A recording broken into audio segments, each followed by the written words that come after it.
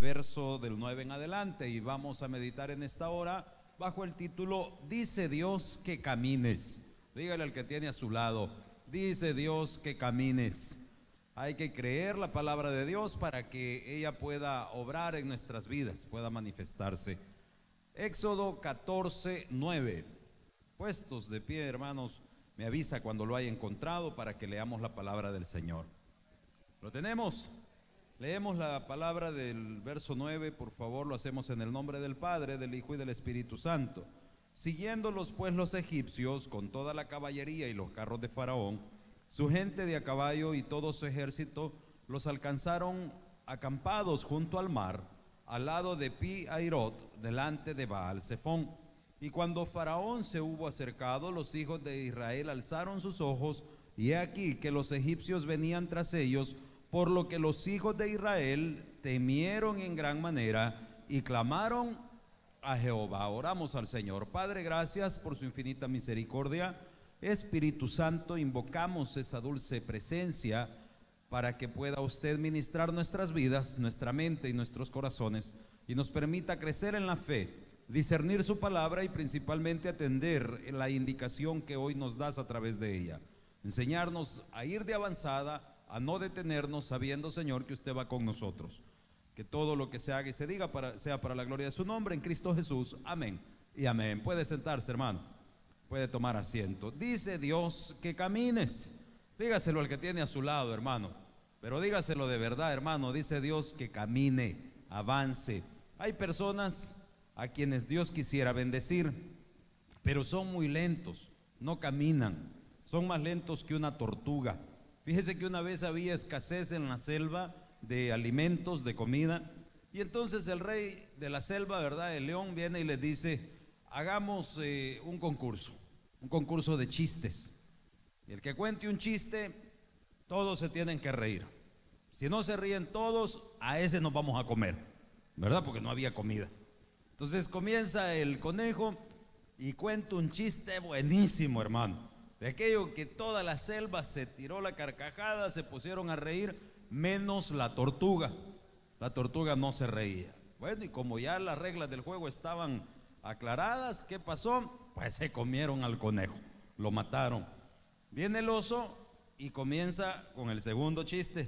Bueno el chiste, muy alegre, y todos se reían. ¿Sabe quién no? La tortuga. La tortuga no se reía. Y pues como la cosa era que si no se reían todos, se lo iban a comer, y matan al oso y se lo comen.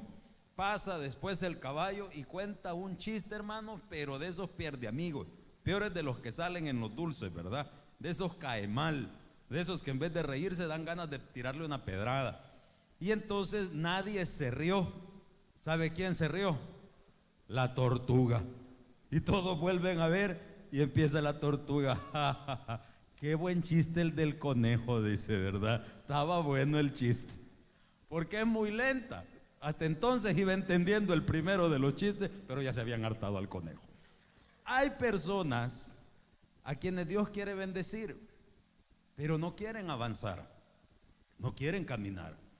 Para que Dios le muestre a usted otro nivel de vida, usted tiene que estar mental y espiritualmente dispuesto a avanzar a ese nivel. Tiene que dejarse guiar por el Señor. Mire lo que dice el verso 9 y el 10. Siguiéndolos pues los egipcios con toda la caballería y carros de Faraón, su gente de a caballo y su ejército, los alcanzaron acampados junto al mar. ¿Qué pasaba en este momento? Usted sabe que Dios mandó a Moisés a hablar con Faraón y a darle la orden que liberara, que dejara ir al pueblo de Israel que era esclavo en Egipto. Usted conoce la historia. Dios tuvo que manifestar su poder a través de 10 plagas, al final de las cuales tuvo que llegar incluso a matar a todos los primogénitos. Y Dios rompió el yugo de la esclavitud sobre su pueblo a través de toda esa manifestación de su poder.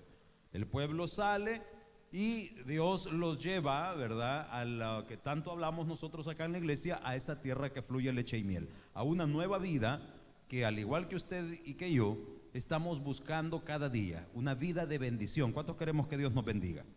Venimos tal vez de la esclavitud del pecado, de un vicio, de la soledad, de estar quizás sin esperanza en esta vida, pero de pronto alguien le invitó a la iglesia, o quizás usted conoció a Cristo en otra iglesia, pero el punto es que un día vino Cristo a su vida, y cuando Cristo viene a su vida y usted verdaderamente lo deja entrar, hay un cambio en su vida, y Dios nos libera de las ataduras, nos libera de las pasiones que nos destruyen, y nos empieza a llevar en un proceso, hermanos, que va destinado a bendecirnos, que va destinado a que usted viva muchísimo mejor de lo que nunca se imaginó.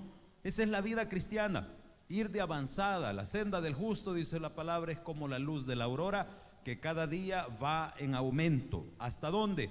Hasta que el día es perfecto. ¿Y cuándo será perfecto el día para usted y para mí? Cuando estemos en la presencia de Dios, completamente libres de toda la persecución del pecado en nuestras vidas. Porque si usted me dice, pastor, pero el día llega a un punto después del cual comienza a declinar. Sí, pero para nosotros la analogía, la comparación que da la palabra de Dios es que nuestra vida va de avanzada hasta que el día es perfecto.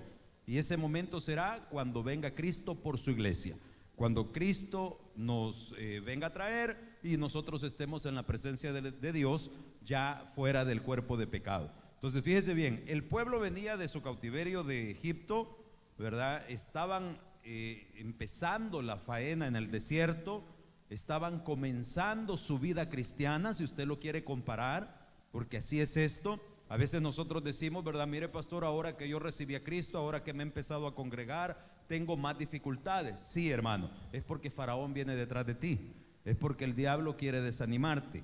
El diablo no quiere que cambies, no quiere que deje el lastre que agarraste allá en Egipto, ¿verdad? No quiere que dejemos las mañas, las costumbres de una vida que tuvimos apartados de Dios, porque Él no quiere que usted entre a tierra que fluye leche y miel. Él no quiere que usted avance. Por eso lo importante de obedecer esa orden de Dios, ir de avanzada en nuestras vidas, estar constantemente evaluando cuánto hemos crecido en la fe, cuánto estamos nosotros aprendiendo de Dios y viviendo lo aprendido.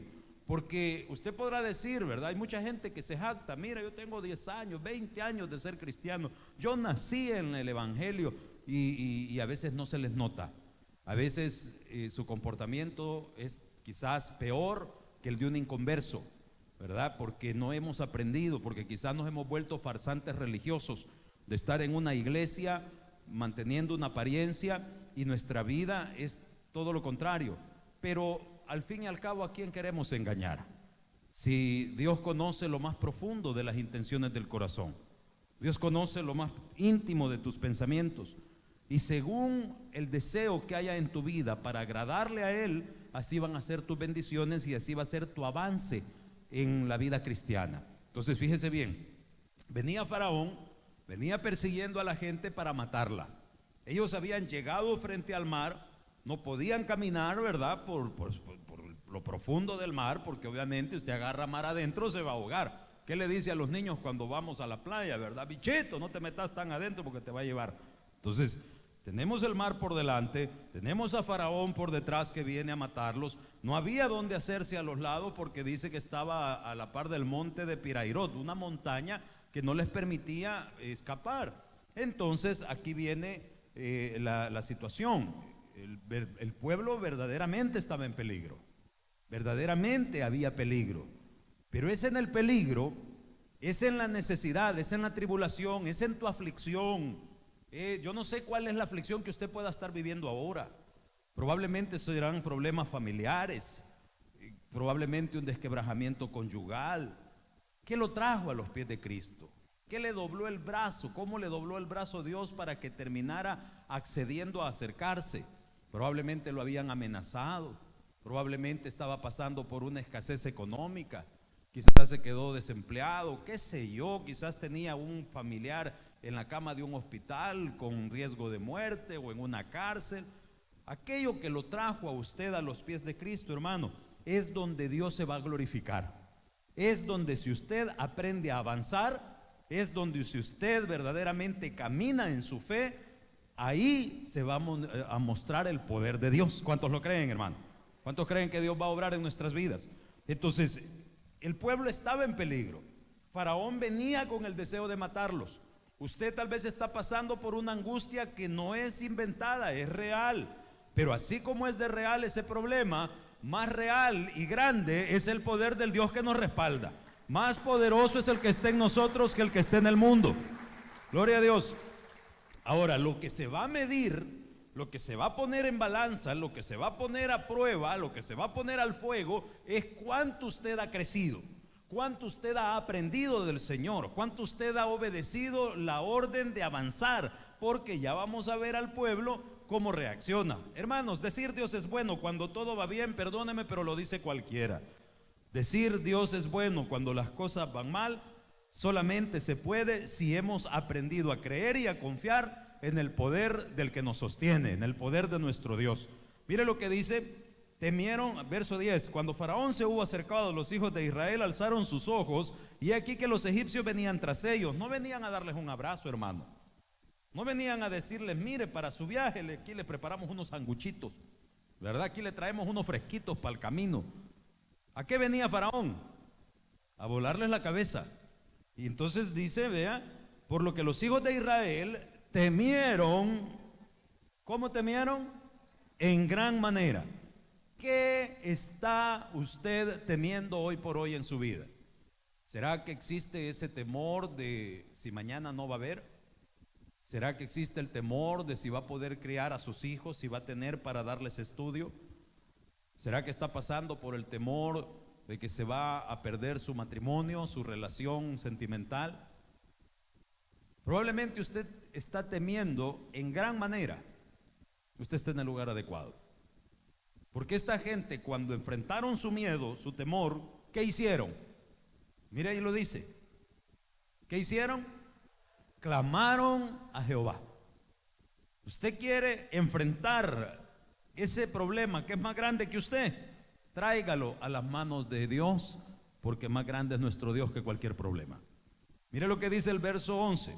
Y dijeron a Moisés: ¿acaso no había sepulcros en Egipto que nos ha sacado para qué? Para que muramos, dice, en el desierto. Aquí ya vamos mal. ¿Por qué has hecho así con nosotros que nos has sacado de Egipto? ¿No es esto lo que lo que hablamos en Egipto diciendo? Mire lo que dijeron los hermanos allá en Egipto: déjanos servir a los egipcios, porque mejor nos fuera servir a los egipcios que morir en el desierto. ¿Y quién le ha dicho que se va a morir? Fíjese bien, yo quiero que entienda que este mensaje es para el pueblo de Dios. ¿Cuánto pueblo de Dios hay esta tarde en la iglesia? Porque ellos, dice, vieron que venía Faraón, tuvieron temor en gran manera, pero clamaron a Dios, sabían a dónde había. Usted podrá decirme: no, yo sé que mi Dios es poderoso, pero no logra de alguna manera conectar ese poder de Dios con su problema. Y los días o los meses pasan y la situación se pone peor. Y no logramos nosotros descifrar qué es lo que Dios quiere. No logramos entender cómo salir de la angustia. Y eso nos va desanimando. Y entonces empezamos a renegar. Y empezamos a pensar en que quizás mejor nos vamos a morir, o que el problema es mucho más grande, quizás aquí Dios no me ayuda, quizás yo no puedo agradar a Dios y por eso Dios me ha abandonado a expensas de mis angustiadores. Hermano, la Biblia dice en la carta a los Hebreos que el que busca a Dios es necesario que crea que Dios está. Es decir, que si usted va a enfrentar una batalla, tiene que ir dispuesto no solo a pelear, sino a vencer, sabiendo que tal vez, aunque en su capacidad no tenga la oportunidad de vencer, pero nosotros no confiamos en nuestra capacidad, sino en el poder de Jesucristo, porque es en Cristo en que usted y yo somos más que vencedores. Entonces, no me enfrente a una batalla con un sentimiento de derrota. Puede que le tiemblen las canillas. Dice la Biblia que apareció Goliat, y de todo el ejército de Israel, solo un bicho seco que andaba pastoreando ovejas fue el único que tuvo la valentía de hacerle frente. Y dijo este muchacho, David, ¿verdad?, que él había enfrentado leones, había matado osos cuidando las ovejas, y que así como Dios le había permitido salir de sus angustias pasadas. Oiga esto, ¿cuántos han visto la mano de Dios en su vida alguna vez? ¿Reconoce usted que la protección de Dios ha estado sobre usted? ¿Reconoce usted que en alguna manera Dios nunca lo ha abandonado? No, por más que nosotros nos hayamos alejado una o varias veces, Dios siempre ha sido fiel con nosotros, hermano. Entonces David se acuerda de todo eso y dice, bueno, si Dios no me dejó ante los osos y ante los leones, también ante este problema que hoy enfrento voy a salir adelante. Esa tiene que ser una mente de reino para los hijos de Dios, una mentalidad dispuesta a obtener esa victoria que tanto anhelamos, a resolver cada problema que usted pueda estar atravesando, pero resolverla en Cristo. ¿Cuál es la diferencia de cuando no conocíamos a Cristo? Lo resolvíamos a nuestra manera. De pronto le contaban que alguien había hablado de usted, allá iba a reclamar. Ahora dice la Biblia que honrales al hombre pasar por alto la ofensa. Y hemos aprendido que cuando yo guardo silencio, hay un Dios que habla por mí. Que yo no necesito ir y ofender o pelear con nadie, porque Jehová de la batalla va delante de mí, quebrantando a todos mis angustiadores. Entonces cambia el diseño, cambia la manera de enfrentar los problemas. Esta gente, hermanos, estaba preocupadísima y con justa razón, pero el mayor problema lo tenían aquí. El mayor problema estaba en su mente, estaba en su corazón, porque lo que usted hable es la dirección hacia donde usted va. Si usted habla derrota, no se extrañe de tener una vida fracasada. Si usted es jovencito, está estudiando en la universidad y es de los que dicen, a mí me van a ponchar, a mí me van a ponchar, ya no siga pagando la universidad, hombre, si usted ya está más ponchado que una llanta. ¿Me entiende? Tiene que tener un pensamiento distinto. Si usted llega a abrir su negocio mañana o su oficina pensando en que le va a ir mal, pensando en que quizás hoy me van a venir a poner, no, pues prepárese que ya le pusieron, ya lo asaltaron, ya le fue mal. ¿Por qué? Porque no es esa la mentalidad con la que los hijos de Dios tienen que salir a la batalla. ¿Por qué pensar en que te vas a morir? Si piensas en que te morirás, verdaderamente vas a enfrentar derrota. Fíjese que recuerdo un hermano que durante muchos años, pero muchos años, padeció de las vías respiratorias y nunca le habían hecho un examen exhaustivo.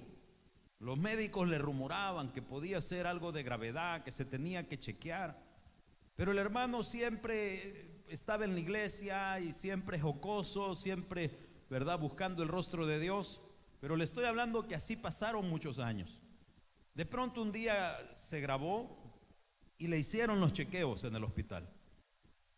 Martes le dicen, usted tiene cáncer, sábado fallece. ¿Cómo pudo haber soportado tantos años con la duda? Y cuando ya le aclararon y le dijeron, tiene una enfermedad de muerte, en menos de 8 días se murió. ¿Sabe por qué? Porque el hermano se rindió. Lastimosamente, él se rindió. Pastor, pero la enfermedad era de muerte. Sí, también Faraón. También el peligro que todos corremos cada vez que salimos a la calle. ¿Cuántos reconocemos que si no fuera por la mano de Dios no estaríamos aquí en esta hora? Pero hasta esta hora, la mano de Dios es la que lo ha guardado y lo ha sostenido a usted. Si usted va a salir mañana a la calle esperanzado a que le va a pasar algo malo le va a pasar. Pero si usted puede confiar que por haber venido hoy a adorar al Rey de Reyes y Señor de Señores, el Dios que aquí alabamos, hermanos, es suficiente para guardarnos donde quiera que vayamos. Gloria a Dios, denle el aplauso al Señor. Pero tiene que vivirlo. Tiene que cambiar su chip, tiene que creerlo, tiene que caminar hacia ello, aunque esté parado sobre la misma muerte. Porque esta gente veían venir a Faraón, no era broma. Tuvimos a nuestra hermana Cecilia Alfaro durante muchos años, ya les he contado el testimonio de ella. Cuando la conocimos le habían dado 3 semanas de vida. Hermanos, esa mujer le sacó a Dios 18 años. 18, póngale 17. Este año murió Marvin, el año pasado. Pues 17 años. 17 años. Los médicos le habían dicho 3 semanas cuando nosotros la conocimos.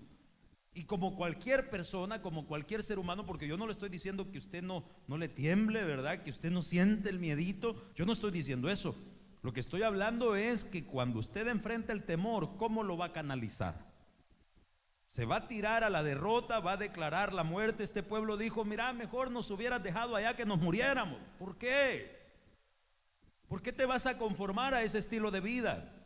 Mis padres fueron pobres, mis abuelos fueron pobres, yo voy a vivir todo el tiempo en la pobreza. ¿Por qué, hermano? ¿Por qué esa manera de pensar? Mi mamá vivió subyugada, mi papá le pegaba, mis abuelos así vivieron, pues entonces no tiene nada raro que yo fracase también. ¿Por qué? ¿Por qué vas a abrazar esa forma derrotista de pensar, hermana? ¿Por qué no creer que en Cristo somos nueva criatura y que si ponemos nuestro hogar, nuestras finanzas, nuestra vida en la mano de Dios, Dios es fiel y suficiente para llevarnos a victoria, hermano? ¿Por qué no creerlo? Bendito sea su nombre. Para que algo suceda en su vida, tiene que creerlo, tiene que abrazarlo. Si usted dice, no, no es necesario congregarse, no es necesario adorar a Dios, entonces no se extrañe cuando el día de mañana toda la muerte que nos rodea pueda impregnar su casa y su vida. Porque allá afuera no hay otra cosa más que muerte. Muerte por enfermedades, muerte por amenazas, muerte por accidentes. Imagínense esas personas que ayer murieron acá en Olocuilta, excursionistas que probablemente se sintieron contentos de que iban a ir a la playa y a medio camino el bus se desbarranca, se ven a un precipicio de 30 metros, 7 personas fallecieron. ¿Cuántas de esas personas, hermano, quizás tuvieron la última oportunidad de entregar su vida a Cristo y no quisieron porque iban para la playa? ¿Cuántas veces nosotros preferimos abrazar la derrota y la muerte y no la victoria y la vida que Cristo nos da? Porque Jesús es el camino, es la verdad y es la vida. Fuera de Él no hay. No busque verdad fuera de Cristo, no busque vida fuera de Cristo. ¿Cómo quiere que viva su matrimonio si Cristo no está al centro? Y no me refiero al hecho de pasar metidos en la iglesia. Nosotros podemos vivir en la iglesia, puede ser un pastor como su servidor, pero si usted se descuida y permite que ciertas áreas, que ciertos pensamientos que no son acordes a la enseñanza de Cristo empiecen a penetrar, entonces no espere vida, espere confusión, enredo, sufrimiento, porque es lo que está fuera de Cristo. Cuando hablamos de estar en Cristo, estamos hablando de que usted sea el principal interesado en medir cuánto ha puesto toda su vida en las manos de Jesucristo, según la enseñanza de Jesucristo. Fíjese, le pongo un ejemplo a veces con los servidores. No hablo de los hermanos, estoy hablando de cualquier persona que le sirve a Dios en esta o en cualquier iglesia. Si de pronto nosotros empezamos a descuidar nuestra lectura bíblica, nuestra vida de oración, aquí se está dando un fenómeno ahorita. Y servidores, pare la orejita para que usted no caiga en ese error. Hay mucha gente que quiere venir a servir y no quieren sentarse a oír culto. Yo no entiendo eso. Yo sí que no lo entiendo. Hermana Ceci, de la que yo le hablo, sabe que ella encontró un diseño para ganarle tiempo a Dios, para que Dios le diera vida a través del servicio. Ella llevaba un cuadernito, ella se iba a ganar almas, ese era su servicio a Dios, su trato con Dios, y ella a cambio le pedía a Dios que le diera vida. Y habían momentos donde pasaba chequeo médico y los exámenes salían mal, hermano. Y ella venía llorando, pero le estoy hablando más de una vez. Y ella venía llorando y me decía, mire pastor, el médico dice que estoy grave, dice que tengo cáncer en la herida, dice que yo me voy a morir. Y yo le dije, hermana, cuando la conocimos le habían dado 3 semanas de vida. Desde que la conocimos usted ya estaba muerta, pero usted puso su vida en las manos de Jesucristo. Usted creyó que Cristo es vida y Él era capaz de darle a usted también años para que disfrutara con su familia. Y han pasado tantos años y hasta aquí la mano de Dios ha sido fiel con usted. Por favor, no abrace hoy, después de que ha vivido por la fe en Cristo, no abrace la palabra del hombre. El hombre es un científico, el hombre tal vez hizo sus chequeos de rutina y le comunica lo que pues la ciencia dice. Pero el Dios que yo le predico es un Dios que es capaz de confundir a toda la ciencia y a todos los hombres, porque Él es el Dios de lo imposible, hermano. Entonces tome una decisión ahora. Después de haber creído por fe en el poder de Cristo, ¿va a confiar en la decisión del hombre o va a seguir creyendo que Dios confunde a los hombres? ¿Va a seguir creyendo que Dios es suficiente? Hermano, no recuerdo cuántas veces mi hermana cayó en ese estado de desánimo. Y siempre cuando decidía confiar en Cristo, Dios le añadía años de vida. Dios le añadía años de vida. Pastor, pero ya murió. Sí, como usted y como yo un día. Todos nos vamos a morir. Pero mientras hay vida, hay esperanza. Y nuestra esperanza se llama Jesús de Nazaret, hermano. Denle fuerte el aplauso a Jesucristo. Denle el aplauso a Jesucristo. Mientras hay vida, hay esperanza. Le decía de los servidores que quieren venir solamente a servir. ¿Sabe cuál es el problema? El problema es que no te alimentas. Hoy nada menos se me acerca uno de los líderes de ministerio y me dice: pastor, apareció el hermano fulano, ¿se acuerda? Ah, sí. Él vino en la semana, me dijo que quería incorporarse al servicio, quería comenzar a servir en la iglesia. Y yo le dije, según las indicaciones que usted nos ha dado, que venga, que oiga culto, que se alimente, ¿verdad? Que recargue baterías, hermano, es lo más lógico. Recargue baterías, conéctese. Es como que usted quiera hacer una llamada de su celular y está completamente descargado. Mis hijos ahora estábamos en la casa y querían jugar con la tablet me dice: mira, está descargada. Me dice el de 8 años: ponela a cargar. La pone a cargar, se da la vuelta y viene el de 3 años: papá, préstamela. Hijo, está descargada, ¿verdad? Y empieza a llorar, ay, a hacer berrinche. Llévatela. Mirá, le dijo, me prestó la tablet. Llévatela. ¿Querés estar chillando? Tengo 2 opciones: o te monto 3 hinchazos ahorita, ¿verdad? Para quitarte el berrinche. Llévatela, pues. Y el otro, el de 8 años, contento: te la prestó. Sí, le dijo, me la prestó. Hermano, no, ni se acababan de llegar al cuarto de ellos cuando ya venían de regreso. No me sirve, está descargada. Así es. Así somos usted y yo cuando nos hemos alejado de Cristo. ¿Cómo querés funcionar bien si el Espíritu Santo lo contristaste y se alejó de las indicaciones, no de ti, porque Él está en tu corazón, pero preferiste que el mundo te guiara rechazándolo a Él? Entonces, cuando usted se ha enfriado, cuando usted se ha desconectado, tiene que conectarse de nuevo. No se enoje si el líder le dice: hermano, suba a culto, cargue su batería. Cuando usted llegue a nivel, véngase, porque servir significa dar.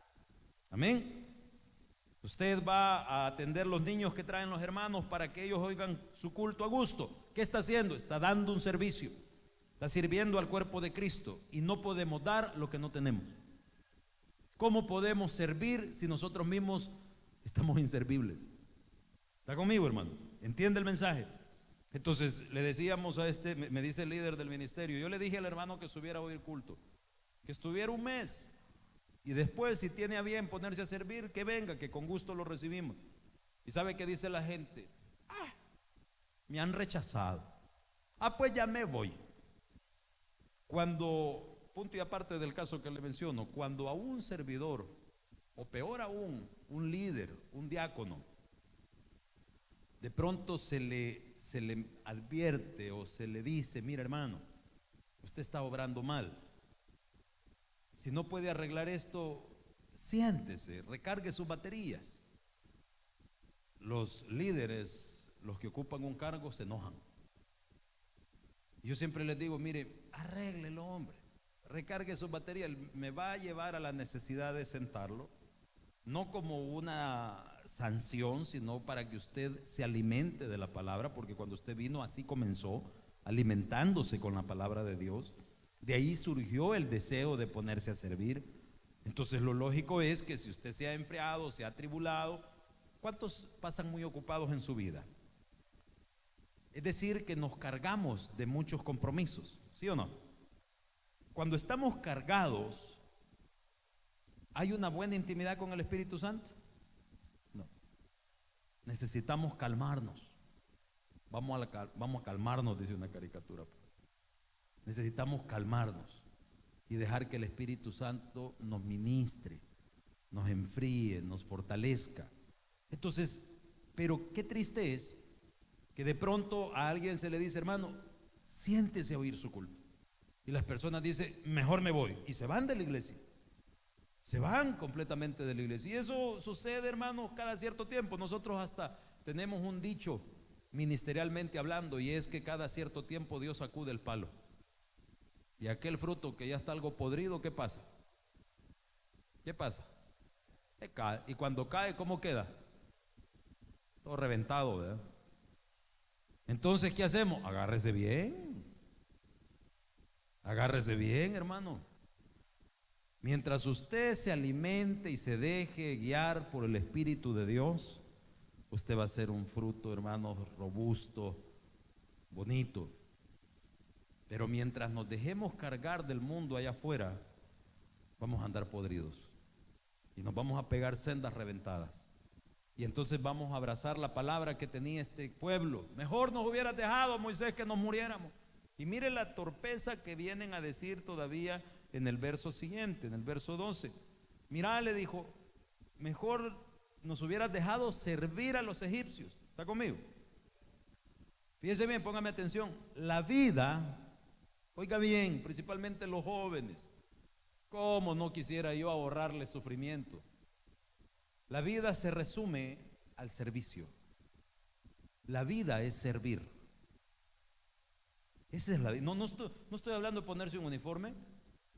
Estoy hablando de que en la vida o le vas a servir a Dios o le vas a servir al diablo. No se puede, dice Mateo, servir a dos señores. O servirás a Dios o servirás a las riquezas.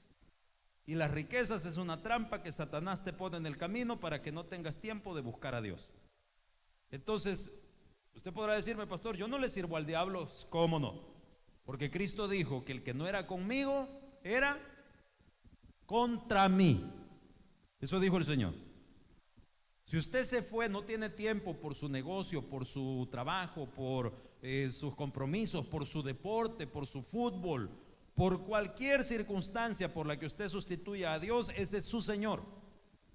Por eso la enseñanza que este pastor le da siempre cuando usted tiene a bien preguntar es: ¿a cuántos cultos asiste? Uno puede ser, pero que se convierta en una cita de amor entre su Dios y usted.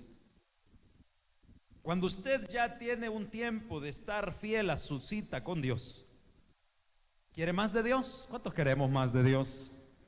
¿Cuántos queremos más? ¿Se pone a pensar lo que significa recibir de Dios, hermano? Nadie le puede dar una economía como la que Dios le da. Nadie le puede dar la paz que Dios le da.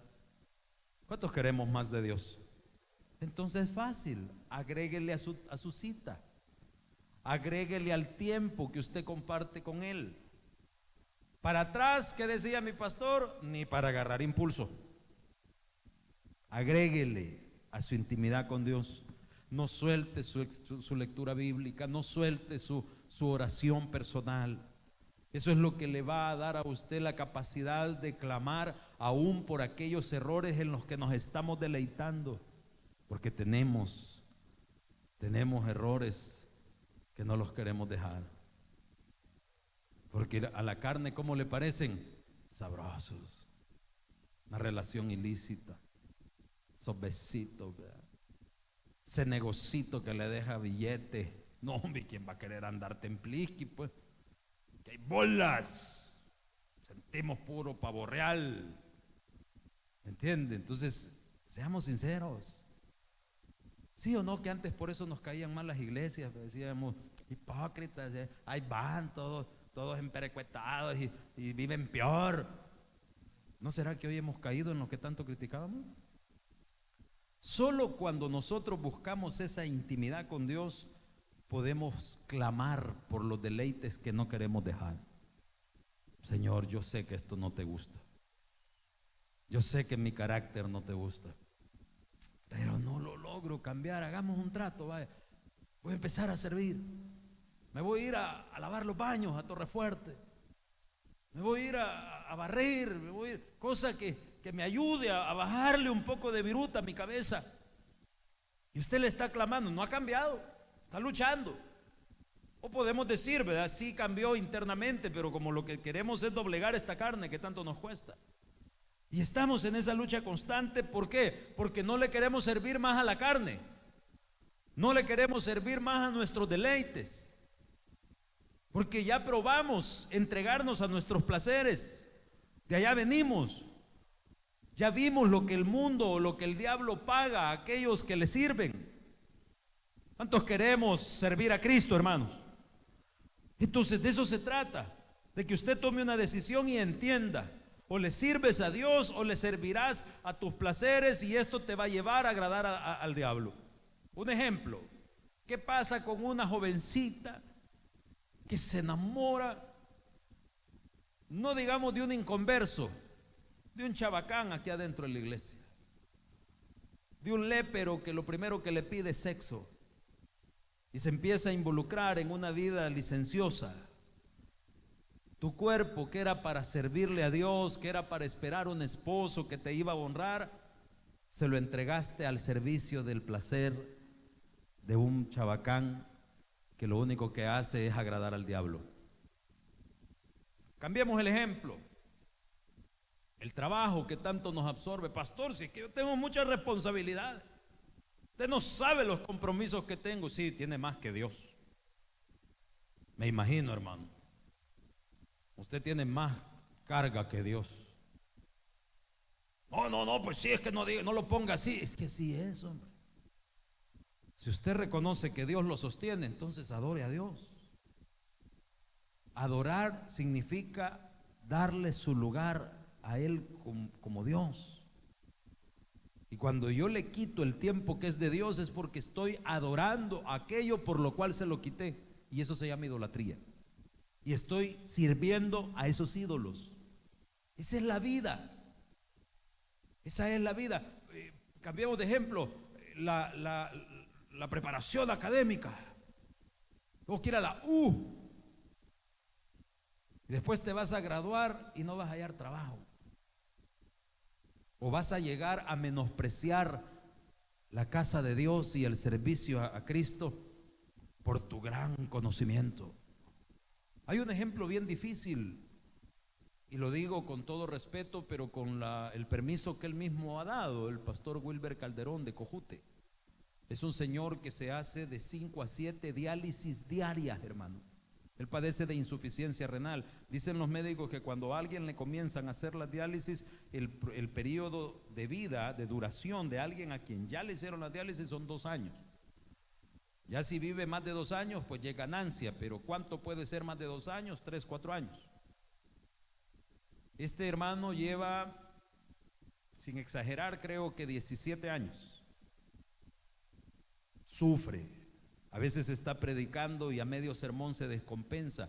Él tiene que tener un pastor auxiliar que lleva el bosquejo para continuar el tema que el pastor comenzó, porque hay ocasiones que no logra terminarlo.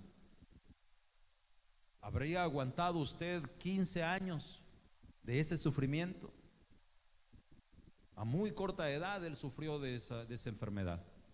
Y eso ya le afectó. Él es soltero, no puede llevar una vida familiar, no procreó hijos antes de la enfermedad y ya enfermo no se puede. Tengo entendido que no puede ni siquiera tener intimidad con su pareja.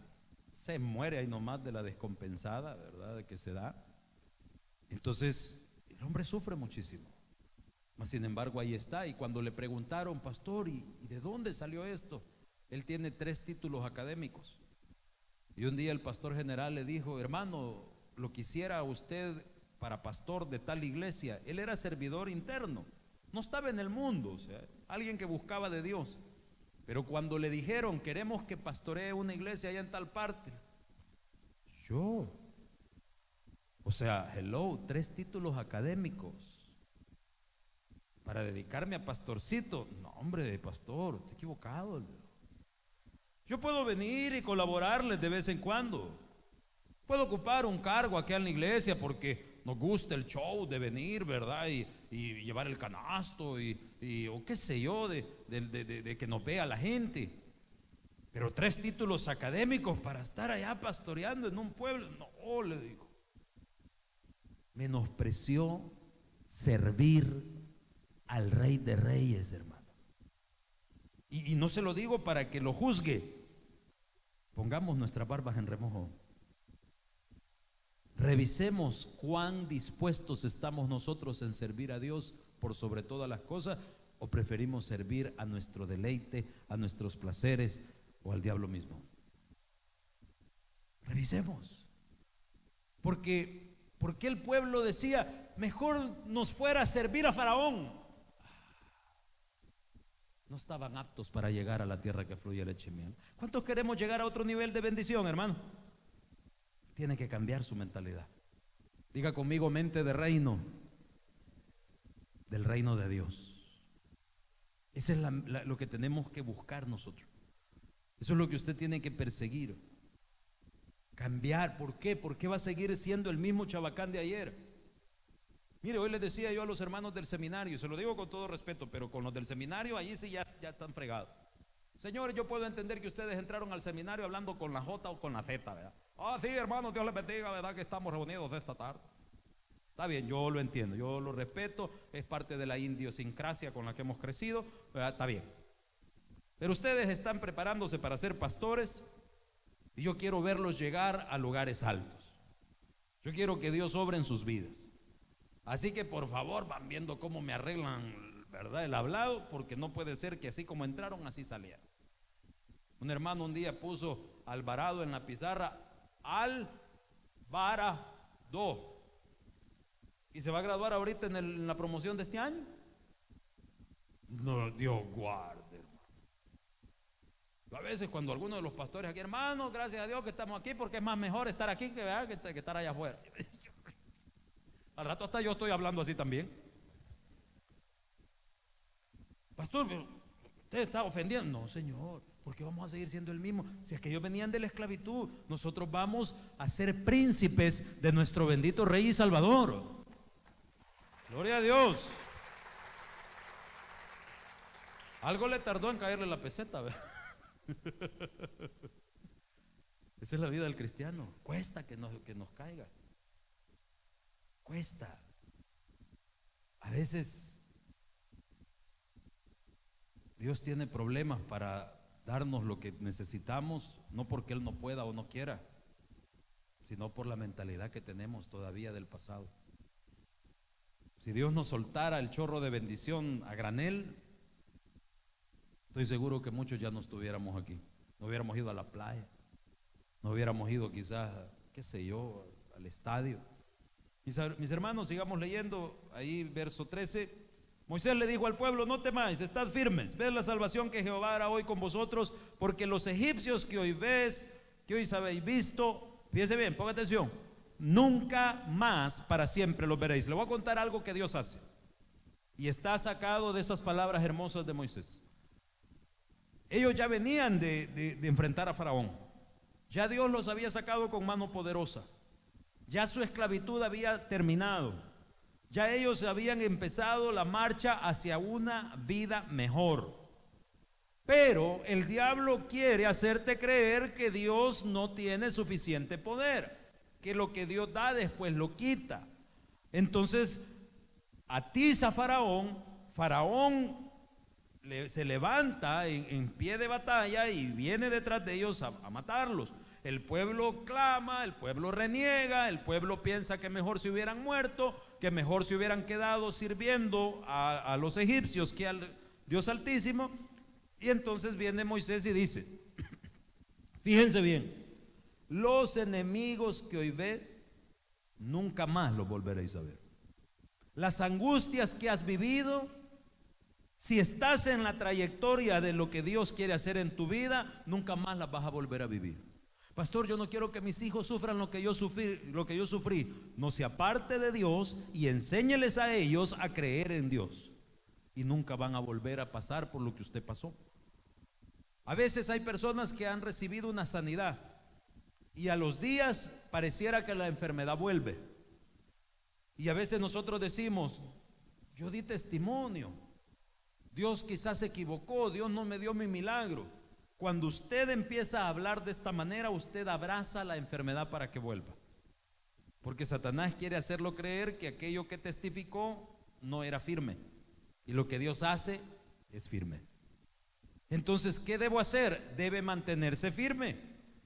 Yo se los he contado a ustedes. Cuando mi hijo tuvo problema, padecimiento de apendicitis, lo llevo con el dolor, con fiebre, lo chequea el médico saca el diagnóstico de que es apendicitis, pero por protocolo le manda a hacer el examen en sangre. En el periodo de la respuesta del examen en sangre, Le hablé a mi esposa, empezamos a clamar, hice tratos con Dios. Bien recuerdo que todavía le dije: Señor, no solo te pido que no permitas que mi hijo pase a la cama de un hospital, te ruego que nunca dejes que mis hijos pasen una noche en la cama de un hospital, este y cualquiera de los demás. Y Dios me contestó esa vez y me dijo: mientras ellos no se aparten de mí, no voy a permitir que pasen en la cama de un hospital. ¿Cómo se van a apartar de Dios si están bajo mi dominio? No, le tengo que recordar algo: los que tenemos hijos están creciendo. Ahorita usted los trae. Ay, si ahorita que están pequeños usted los deja en casa, ya perdió. Ahorita están aquí, pero van a crecer. Y el que se aparta está a expensas de todo lo que hay allá afuera. Esa vez el examen salió negativo, no era la enfermedad, sin embargo todavía le dolía, la fiebre había comenzado a bajar. En el transcurso de la tarde todos los síntomas desaparecieron. Yo testifiqué a la hora de culto, alabé a mi Cristo, le di las gracias por lo que Él había hecho, por un favor que me había concedido. A las 11 de la noche el dolor volvió. Llamé al pediatra, el pediatra no me contestó, me sentí frustrado, dije: ¿qué hago? Bueno, voy a agarrar para un hospital infantil, ¿verdad? Ya esto, por lo visto, pues me equivoqué, toca operación. Y Dios me recordó esa palabra: como creíste, te será hecho. Ya testificaste que te lo había sanado. Moisés les dijo que los enemigos que habían visto no los volverían a ver más. Verán otros, vendrán otras angustias, vendrán otros problemas, pero los que Dios ya te sacó y ya te resolvió, esos, si Dios lo resolvió, esos no vuelven. Amén. Entonces dije yo: ¿qué estoy haciendo? Y ya mi esposa venía con la maleta preparada para agarrar camino, 11:30 de la noche, y le dije: no, ¿qué estoy haciendo? Lo que Dios me dio, nadie me lo va a quitar. Y nos fuimos a hincar, le fuimos a pedir perdón a Dios por esos minutos en los que había dudado. Le dije: Señor, yo sé que lo que tú haces es firme, y yo rechazo esta enfermedad, y te recuerdo que Moisés se lo dijo al pueblo: las angustias que tú nos has resuelto, nunca más las volveremos a ver. Y en ese momento pues nos acostamos, el dolor desapareció, hasta el día de hoy nunca más volvió. ¿Por qué? Porque lo que Dios hace es firme, es perfecto. Dios es fiel. Dios es fiel. Pero ¿qué pasa si yo voy para el hospital? ¿Qué pasa si yo le digo al médico: mire, viene con estos síntomas, ya temprano le habían dicho que había que operar? Pase adelante. Le quitamos el apéndice, el hígado, ¿qué más quiere que le quitemos? Porque usted sabe que usted entra al hospital y el doctor ya con la cuchilla, ¿verdad? Estamos en oferta. Le quitamos 2 por el precio de 1. ¿Me entiendes? O sea, quite volado rapidito. Pero hay que creer lo que Dios hace. Verso 14. Y vamos cerrando ya. Verso 14, ¿qué dice? Jehová peleará por vosotros, y vosotros estaréis tranquilos. Hermanos, Jeremías 20:11, apúntelo, se lo voy a leer por razón del tiempo. Dice: mas Jehová está conmigo como poderoso gigante. Por tanto, los que me persiguen tropezarán y no prevalecerán. Serán avergonzados en gran manera, porque no prosperarán. Tendrán perpetua confusión que jamás será olvidada. ¿Por qué? Porque Jehová está conmigo. Ahora, esto es fe. Si usted dice: mejor me hubiera muerto, pues ya se va a morir, no se aflija. Pero si usted puede creer que Dios es suficiente, Dios le va a mostrar su respaldo. Verso 15. Jehová le dijo a Moisés: mire, esto es sorprendente. Señor, sálvanos. Y dice Dios: ¿por qué clamas a mí? Dile a los hijos de Israel, ¿qué cosa? Que marchen. ¿Cómo se llama el sermón? Dice Dios que camines. Dice Dios que marches. ¡Ey! Ya te saqué de Egipto, ya malmaté a los primogénitos, ya te demostré que estoy contigo. Ahora, ¿qué me estás pidiendo? Caminen, hombre. Señor, pero si está el mar enfrente, si nadie dijo que te mandaba un lecho de rosas, nadie dijo que te acostaras a dormir en una hamaca. Esfuérzate y sé valiente, le dijo a Josué. Donde quiera que vaya, yo estaré contigo. No te dejaré, no te desampararé. Dios está contigo. Dice luego, verso 16, tú le dices, tú, Moisés, el caudillo, el que guía al pueblo, tú, padre de familia, que llevas a tus hijos a una vida cristiana, tú, mujer de Dios, que cuidas el hogar como mujer virtuosa, tú, jovencito, que tienes un cuerpo que Dios te ha dado como templo del Espíritu Santo, tú, dice, levanta tu vara, abre el mar y caminen. ¿Está entendiendo, hermano? ¿A quién le habló Dios? A Moisés. No, Señor, a usted y a mí, hombre. Levanta tu vara. ¿Y cuál es la vara? Fíjese bien, en el arca del pacto, cuando ya llegaron y se levantó el templo y estaba el tabernáculo y se preparó el lugar santísimo, se colocó el arca del pacto en el lugar santísimo. En el arca del pacto se manifestaba la plenitud de la presencia de Dios. Y en el lugar santísimo solo podía entrar el sumo sacerdote, porque era un lugar impregnado con la presencia de Dios. Y nada inmundo puede entrar en la presencia de Dios, tanto así que si el sumo sacerdote entraba lleno de pecado, caía muerto en el instante. Ese es Antiguo Testamento. Pero ¿qué había en el arca del pacto? Había 3 elementos. Las tablas de la ley que representan la ley de Dios. Usted es un hijo de Dios, tiene que respetar a Dios, su enseñanza, su palabra, su ley. Un gomer de maná, que es la 10ª parte de un efa, donde se representa las primicias de lo que Dios ha provisto. El diezmo es una cosa santísima que se ve representada en el arca del pacto con el gomer de maná. El maná era la provisión que Dios le dio al pueblo cuando pasaron por el desierto, el sustento que Dios daba a su pueblo. ¿Cuántos reconocemos que el sustento que nosotros recibimos viene de la mano de Dios? Entonces póngale atención al gomer de maná. El gomer es la 10ª parte de un efa, es la representación del diezmo, se ubicaba en el arca del pacto donde descansaba la plenitud de la presencia de Dios. Y el tercero era la vara de Aarón que floreció en el desierto. ¿Cómo puede florecer una vara? Solamente con el poder del Espíritu Santo, es una manifestación sobrenatural. Entonces cuando dice levanta tu vara, es levanta lo sobrenatural de Dios. ¿Y cómo se levanta lo sobrenatural de Dios? Por medio de la fe. Levanta tu fe se te ha caído. Esa forma de pensar, deseando haberte quedado en Egipto, deseando haberte muerto allá, eso te está determinando de botar tu fe y no vas a salir adelante. Levanta tu vara para que guíes a tus hijos a una buena vida. Levanta tu vara para que conviertas a tu esposo y vuelva a casa como una nueva persona para poder llevar un hogar en victoria. Levanta tu vara para que puedas tener éxito en lo que emprendas, para que termines tus estudios y cuando hayas terminado, pues puedas obtener la bendición de Dios y ser productivo directamente de la mano de Dios y no tengan la jovencita que depender de un marido que la mantiene o viceversa. Levanta tu vara, dígale al que está a la par suya, levante su vara. Nadie va a cuidar su fe más que usted. La responsabilidad de mantener la fe en alto no es mía, es suya. La mía es predicarle palabra de poder, predicarle lo que fortalece la fe, pero es necesario que usted la reciba. Si usted no recibe la palabra, la enseñanza, si usted no se la lleva y la pone en práctica, pues no va a pasar nada. Para usted, para mí sí. ¿Por qué? Porque yo cumplí con mi Dios por fe. Por fe, yo sé que Dios es suficiente para sostener cada hogar acá representado. Por fe yo sé que Dios nos va a dar una semana de victoria. Por fe yo sé que las enfermedades van a salir de los cuerpos porque tenemos a un Jehová Rafa, a un Dios sanador, a un Cristo que con su sangre nos sanó de toda enfermedad y padecimiento. Por fe creemos en el poder de Dios. Por fe vamos a romper las ataduras que permitimos que nuestra carne forjara.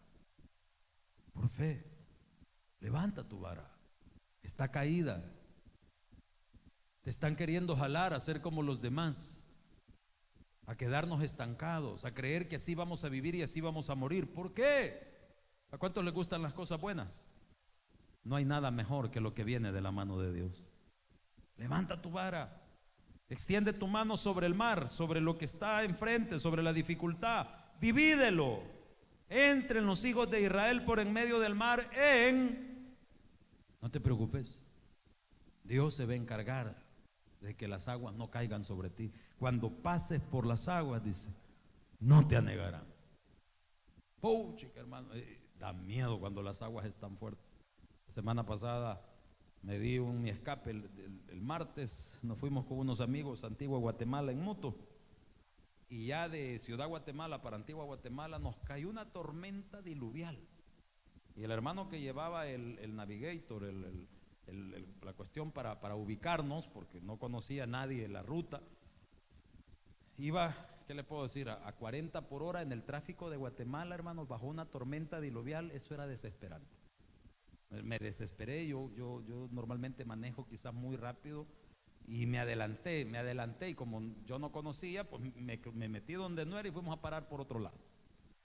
Para no hacerle muy largo el cuento, pues bajó un poco la lluvia, esperamos, ya cuando íbamos empezando a bajar para llegar a Antigua Guatemala, alcanzamos la tormenta. La tormenta iba adelante de nosotros, pero era una tormenta tan grande, hermano, que para que se haga una idea, yo cuando al fin llegamos al hotel, yo me metí media hora bajo la ducha caliente, o sea, solo lo que es agua caliente, y no se me desengarrotaban las manos todavía.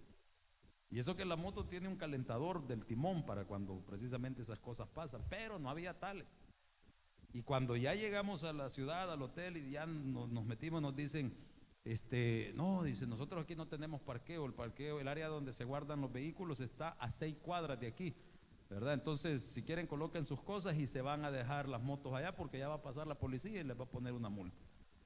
Y entonces, cuando ya en la calle empedrada, miren, ya veníamos engarrotados, ya veníamos, ¿verdad?, con un frío, con una hipotermia, y en ese empedrado, andar manejando una moto grande, viera qué complicado. Y cuando ya lo fuimos a parquear, todas las calles de Antigua Guatemala era una corriente, eran ríos, pero ríos, y no de agua viva. Dije que yo iba adelante, no, dije yo, volando, pero le estoy hablando que voy viendo la correntada pasar, y veo para atrás y les digo, ¿qué hacemos? Si dejamos las motos aquí nos van a multar, después vamos a tener que ir a ver cómo arreglamos el problema. Y si yo en ese río no me meto, yo no he aprendido a andar en moto en río, adentro del agua. Y viene un hermano que ya se quebró la pata, lo han operado 4 veces y anda una ferretería entera en el pie. Dijo, mire, una de dos, o pasamos o nos lleva el agua, ¿verdad? Porque aunque pases por las aguas, no te anegarán, dice el Señor. Y se avienta usted. Y pasó, ¿verdad? Bueno, dije yo, si este bruto pasó, yo también, ¿verdad? Y total que llegamos allá. Y yo no lo podía creer porque eran correntadas, pero no nos llevó la corriente. ¿Por qué? Porque hasta en las cosas más sencillas, a las cosas más grandes, es la mano de Dios la que te sostiene. Dele un fuerte aplauso al Señor, por favor. Gracias, Señor Jesús.